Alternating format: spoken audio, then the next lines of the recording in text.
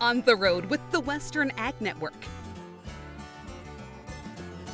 Well, hi everybody. It's time for On the Road here on the Western Ag Network. And this week, Lane finds us here in America's heartland in Kansas City, Missouri for the 80th Annual National Association of Farm Broadcasting Convention. That's right, Russell. And no, we haven't seen Taylor Swift or Travis Kelce this week, but we have spoke to the leaders in the agriculture industry, not only in rural media like we're a part of, but the movers and shakers and the partners that we have in rural America that help keep our farmers and ranchers successful out in the countryside.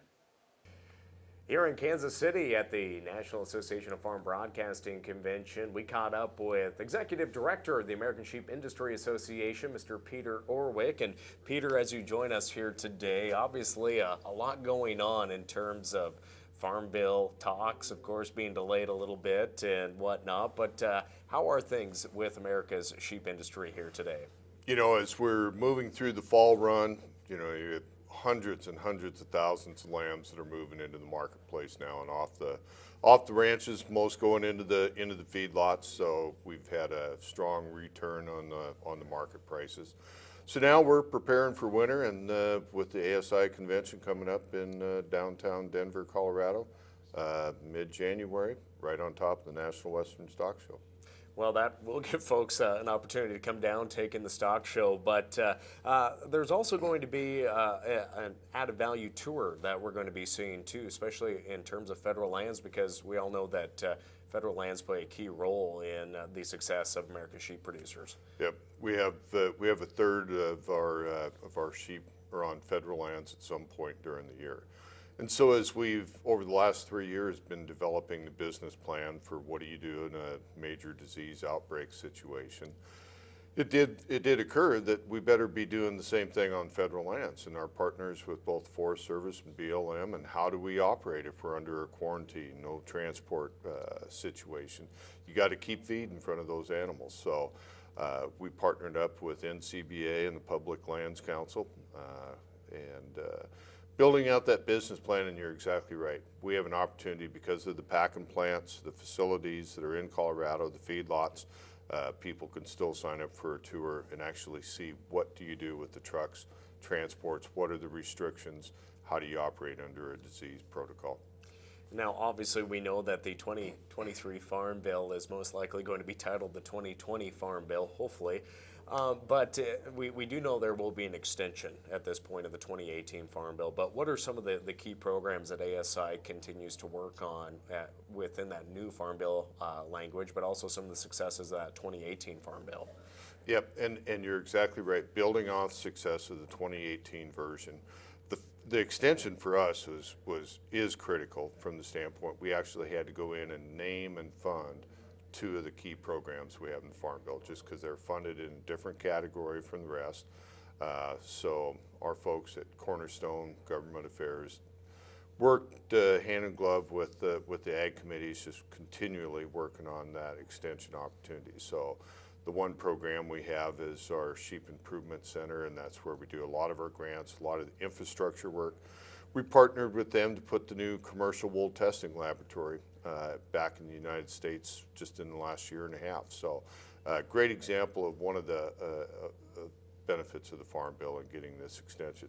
Yep, we got another 12 plus months maybe of work to get it done, but this extension was critical. And it's another example, but you can have House, Senate leaders, bipartisan, bicameral, they got together and they said, this is what we need for agriculture in this extension. Now, obviously, you and I are both wearing nice wool suit jackets. I'm wearing wool socks and a wool undershirt.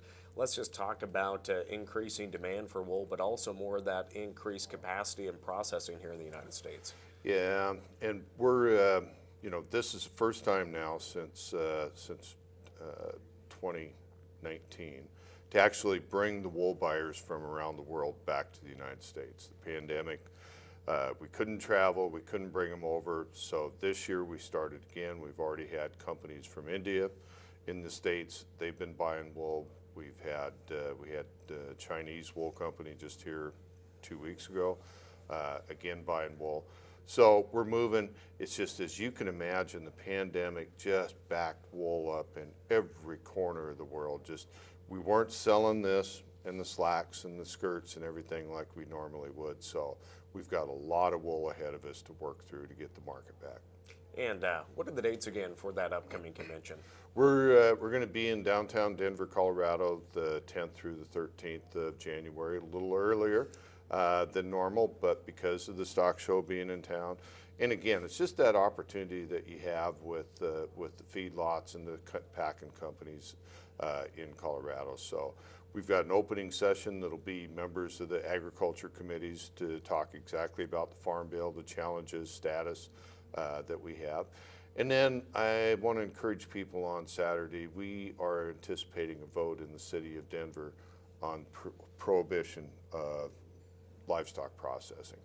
Obviously, with one of the biggest plants in the country in the city of Denver, that's an important. So we're going to hear from the lobbyists and the PR firm on the campaign they intend to run. Well, again, Peter Orwick, thanks for joining us here today. And again, for all of our friends that are joining us along here this week in Kansas City, we thank you for joining us. But also, we will have full coverage from the American Sheep Industry Association convention in January from Denver. Well, each year here at the National Association of Farm Broadcasting Convention in Kansas City, Missouri, farm broadcasters like Lane Nordlund and I have an opportunity to visit with ag leaders about new products and services and even opportunities out there for America's farmers and ranchers. And one of those opportunities is the carbon market. Joining us now is Craighton from Agoro Carbon Alliance. And Clay, thank you so much for joining us here in America's Heartland to talk about one of these emerging opportunities for farmers and ranchers, capturing carbon and turning that maybe into a financial opportunity for that ag operation. Yeah, exactly. So this could be a potential new revenue stream for farmers and ranchers. So it's nice to be able to talk about that, to have something new to the farm or ranch available to producers. What a grower can do, so on the row crop side of things, you can do 3 separate practices like that can get you enrolled in a program like ours. And those would be reduced tillage or no-till, cover crop implementation, or diversifying that mixture as well. That's actually newer for us, and nitrogen rate reduction. On the ranching side of things, they can do more grazing management, which would be more rotational grazing, adjusting stocking rates, rest periods, things of that nature, and seeding a new species to the pasture, or even fertilizing the pasture. Different ways you can get involved. And a common question I get is, well, wait, I have to do all of those all the time? And no, you don't have to do every single one of those to qualify. Just one practice, and we can really personalize the plan to what you're working with. You know, Clay, as we talk about the carbon market and how you folks at Agoro are helping producers navigate this new opportunity, what are some of the things that farmers and ranchers need to know?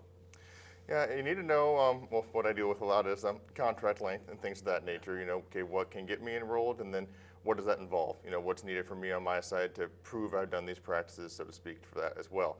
Because there needs to be some proof in that. And also with that, not just in our program, but others need to realize, okay, what data is needed on your side to prove that, but then also, okay, what's the scheduling of payments? Can I enroll leased acres? Does it have to be deeded only? Can I do this in my land? And like with our program in particular, we don't manage what you're doing on your land. That's still up to you. We just promote the practice, what you can do to qualify and sequester carbon, but as far as ranching practices or actual farming practices after that, that's up to you. I think a big question out there when folks hear an interview like this and about carbon sequestration is, what type of financial opportunities are we really talking about? Whether it's in the farming part of agriculture, or as you said, you're getting a lot of interest, especially out in the West, from ranchers. Yeah, so this new revenue stream, not only do you get the possible carbon credit sale, obviously, but like with our program, we do have a prepayment option also that can help pay for some of these practices, so that's attractive to some producers as well. And with our program, we have 2 different payment options, so I like to really figure out what's going on in the operation, then kind of personalizing that plan to what we're looking at here. So being aware of that, but not only the carbon credit payment or prepayment options, but as a side effect from some of these practices, you'll have less input costs and things of that nature, less trips across the field. If you're utilizing less fertilizer, that's less input costs on that end too. Then there's added benefits of the seeding for forage quality and things of that nature. So those are all the hidden benefits where I think that you do earn additional profit, additional revenue, not just, cut and check, so to speak. So what sets Agoro Carbon Alliance apart from some of the other companies out there in the same line of business? One big thing we already kind of talked around it, but we do row crop and range and pasture both. That's kind of unique in our space. Most just kind of, have their wheelhouse, so to speak, in one or the other.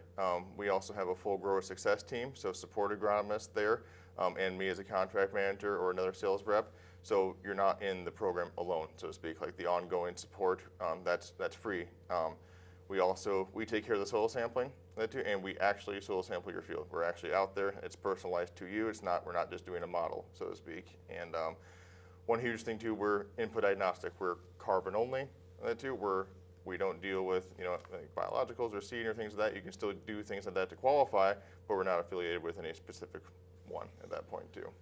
Last question for you. I mean, I guess explain the carbon market's long-term longevity and what future opportunities and how it's not going to be here today and gone tomorrow type of thing. Yeah, I think, at first, there was some concern in that, and I think it was valid. But now we've been in this space. I've been here in carbon now for a little over 4 years, which seems a little bit crazy to think. But I think we're on the up still on that, the upswing for everything. And we're always looking for new practices to get growers and ranchers enrolled to. And I think this is going to be ever changing, but on the positive swing of things. So I think it's do your due diligence, check to see what's best for you, and make sure you talk to a rep.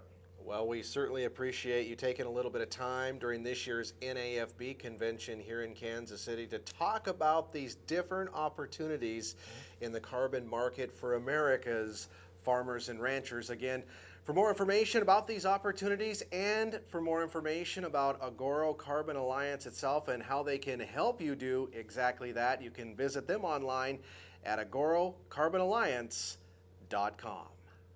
Returning back with more conversations from the National Association of Farm Broadcasting Convention, we caught up with the American Sugar Alliance's Luther Markwart. And Luther, as you join us here today, how was the harvest? I guess some people are still probably harvesting those beets right now. That's correct. We had a record harvest actually, and most of the beets are in. There's a few left in Michigan, but and a few yet coming out of Montana and Wyoming that got frozen in. We hate to see that. It's not a large portion, but with a record crop, there's going to be plenty of sugar for the holidays and throughout next year.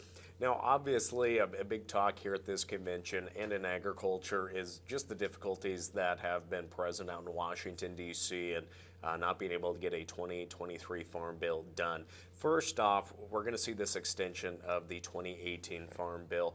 What are some of the parts of that are going to help keep sugar beet producers in business?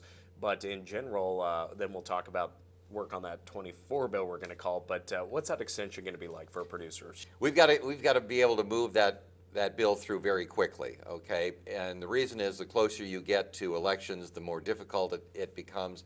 And secondly, in terms of making sure we've got enough money for agriculture, if you move too far into the next year and you use another, what we call a baseline, there could be less money in it, and then we lose money in agriculture. So the real push is to get this done early in the year.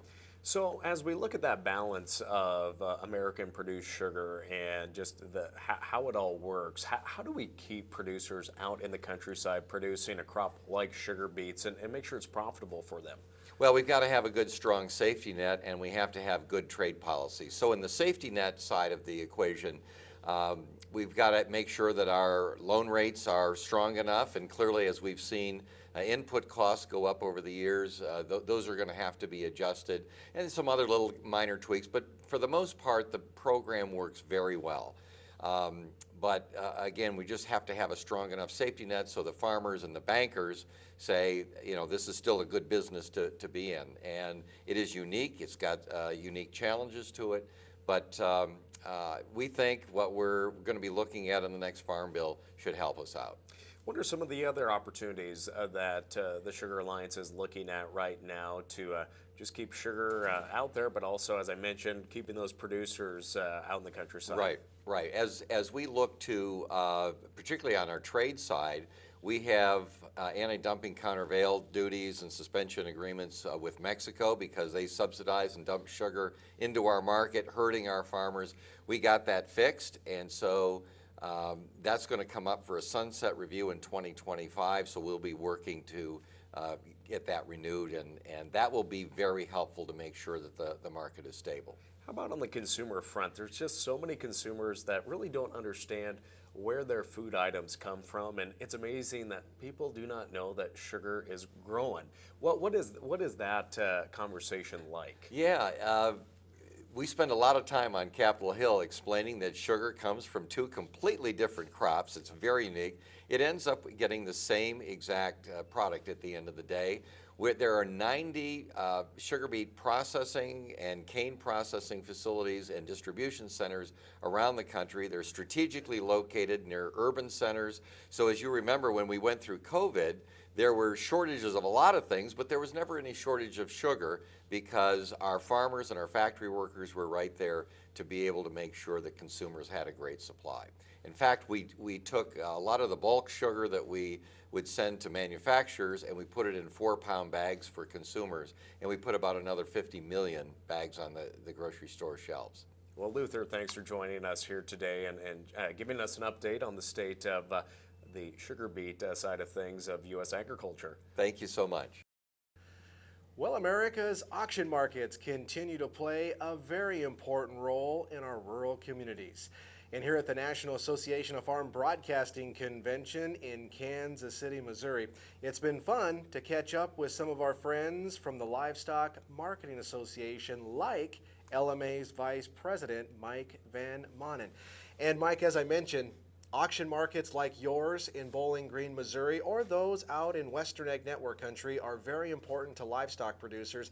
And LMA has just kicked off a new initiative to help keep livestock producers in business and, more importantly, profitable. Very much so.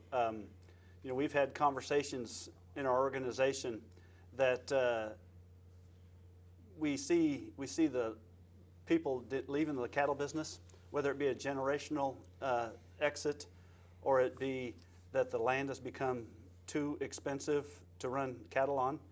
And, we have 800 members across the United States, and if we can't keep our producers in business, it's going to be hard to keep our organization strong and at that level. So we came out with a campaign that we want to work at the producer grassroots level and work on issues that will make them more profitable and more sustainable across the country. And I guess, walk us through that initiative and what you're asking other LMA members and auction market owners and their teammates to do on their end to do exactly that. Our goal is we want to start the conversation. We fully realize that we are not a producer organization, but a lot of our customers don't belong to producer organizations and don't know where to voice their opinions. And so as market owners, we hear their opinions quite often. And so we have decided that we're going to start a profitability campaign and try to direct them, if not collect the information, but direct them to their county or state organizations that can develop policy for what they need in their state and in their communities. And we want to start the conversation, but we do not see us as an organization that can carry it across the finish line without involving state and community affiliates. Now, Mike, you mentioned land values as one of the barriers Yes. of keeping producers involved or encouraging the next generation of ranchers to get involved with the livestock industry. What are some of the other barriers, though? Unfortunately, a lot of those barriers come out of our nation's capital, don't they? They do. Other barriers are, we see that just altering some existing programs, whether it be altering the LRP program that is in existence to make it easier to use and maybe cheaper, to use if people want to participate in it to, put a floor underneath their commodity. Mm-hmm. We also see as land values have gotten high that there's thousands and thousands of CRP acres out there that finding grazing lands and just forage for livestock has become hard across the country.